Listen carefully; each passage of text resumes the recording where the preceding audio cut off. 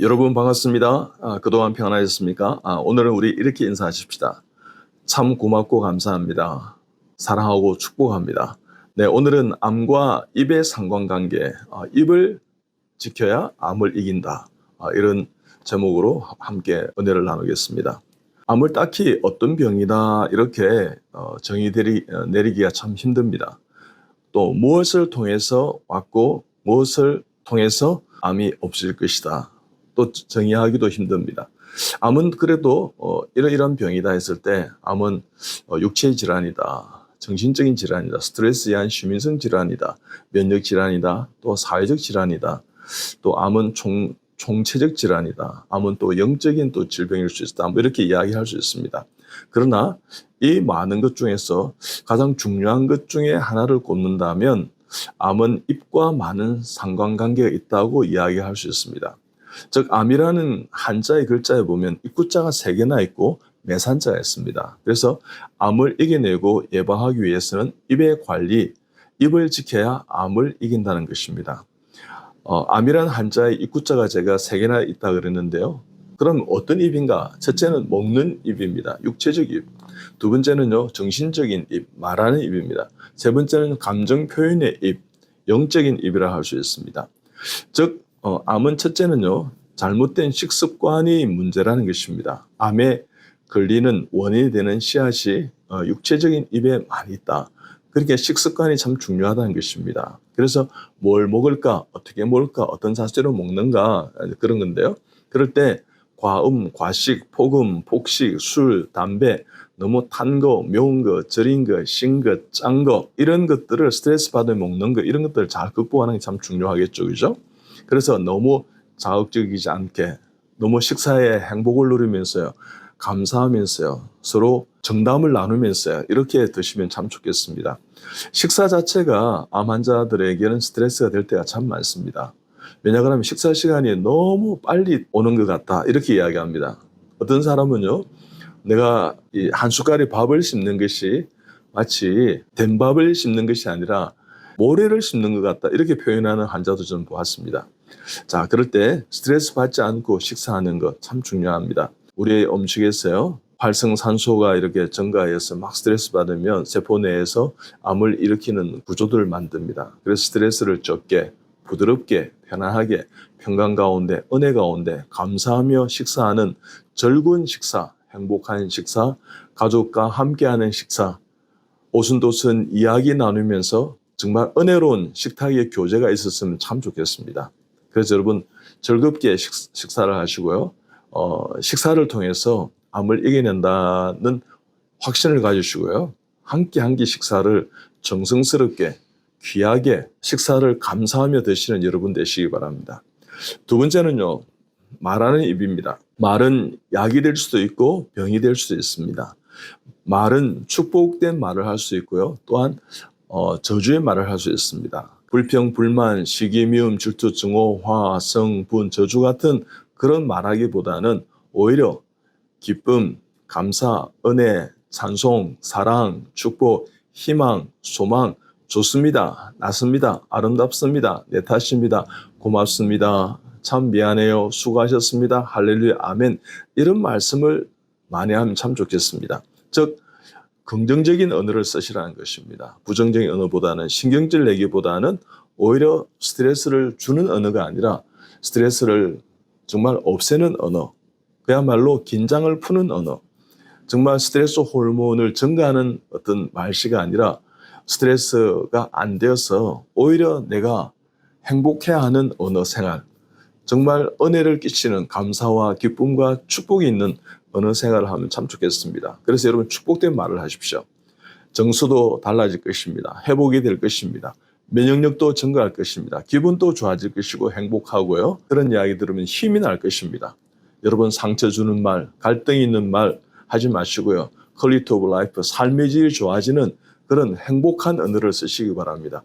이 여름에요. 행복한 언어를 많이 쓰십시오. 우리 여러분 해볼까요?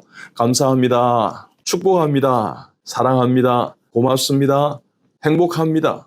당신 때문에 살맛이 납니다. 정말 우리가 함께 이렇게 있는 것은 은혜입니다. 너무너무 기분이 좋습니다. 정말 좋은 시간입니다. 정말 아름다운 시간입니다. 정말 귀하고 복된 시간입니다. 당신 때문에 내가 삽니다. 행복합니다. 함께해서 너무너무 건강해졌습니다. 감사합니다. 당신은 생각만 해도 고마운 사람입니다. 이런 이야기를, 축복된 이야기를 많이 하십시다. 그래서 여러분, 입을 다스리고 입에 파수꾼을 세우시고요. 입에서 여러분요, 암이 성패가 결정될 수 있습니다. 예후가 결정될 수 있습니다. 여러분, 입을 잘 다스리는 복된 우리 암 극복자들이 다 되시기 바랍니다. 여러분, 나을 수 있습니다 하고 들으면 힘이 나잖아요. 이 병은 안 는데요 이러면 마음이 상처가 되고 힘이 축 빠지지 않습니까?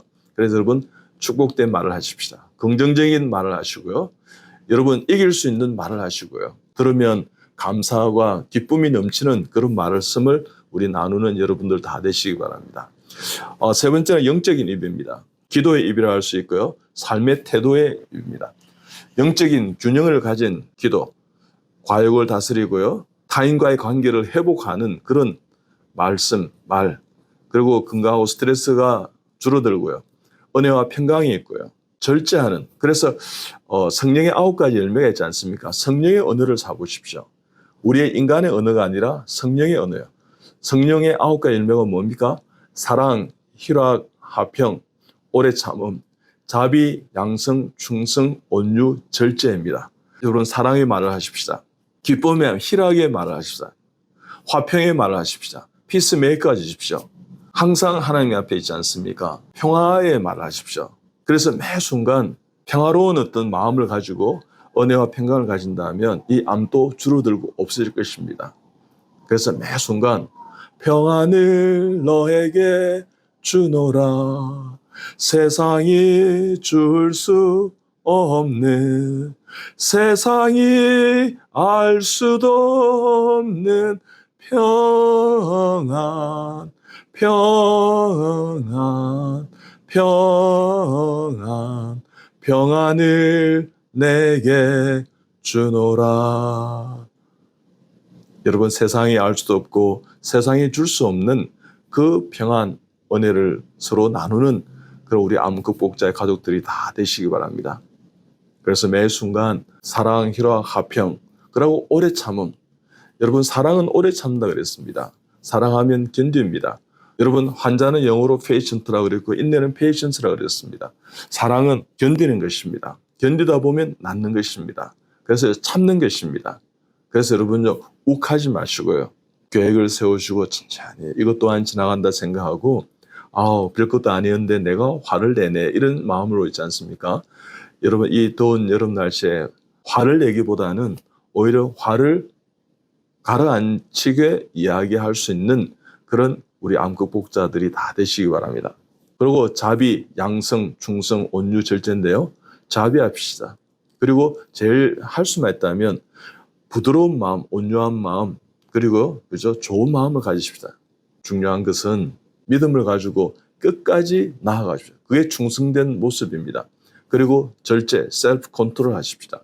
오래 참는 것과 셀프 컨트롤도 많이 다하지만 할 수 있는데 하지 않고 하지 말아야 되는데 안 하고 하는 게 좀 내가 힘들지만 그래도 참아내고 하고 이런 것이 어떻게 보면 절제의 어떤 미학이 아닌가 하는 생각이 듭니다. 여러분, 말할 수 있지만 때를 기다리고 그것이 겸손이 아닐까요? 그 다음에 할 수 있지만 참아내는 거예요. 그것이 인내가 아닐까요?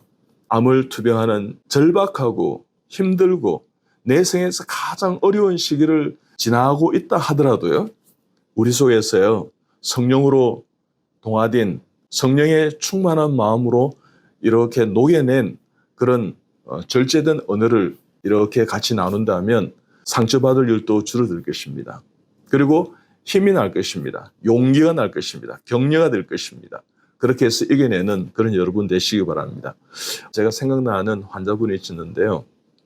이분이 제일 처음에는 암에 걸려서 정말 가족이 다 꼴보기 싫고요. 아들 때문에, 남편 때문에, 우리 집에 남성네들 때문에 내가 암이 걸렸다고 생각했는 거예요. 아들만 있고 남자가 많았다고. 유일하게 이 부인이 이제 여성인 거예요. 그러니까요, 해병대 기질처럼 막 우락부락하고 이렇게 하니까 모든 게 상처가 되는 거예요. 그들은 그저 일상에서 쓰는 언어를 썼지만 됐나 안 됐나 온나 가라 하면서 뭐 이러는 것이 어떨 때는요 놀란다는 거죠. 심장이 떨리고 있지 않습니까? 좀 부드러우면 얼마나 좋을까. 엄마 나는 남자야 하면서 이러면서 남성의 기질을 발휘할 때 암환자분 이 어머니는 참 조심스러운 분이셨고 참 부드러운 분이셨고 참 연약한 순처럼 이렇게 그런 여성분이셨습니다. 그런데 제가 생각했습니다.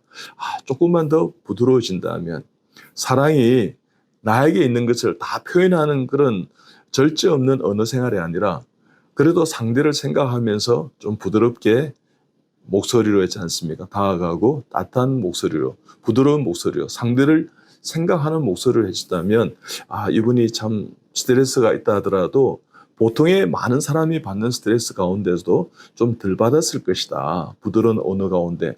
여러분요, 부드러운 언어는 분위기를 참 좋게 합니다. 공동체의 분위기를 회복시킵니다. 할 수만 있다면 오늘부터요, 좀 부드러운 언어를 사용하시고요. 좀 기다려 주시고요.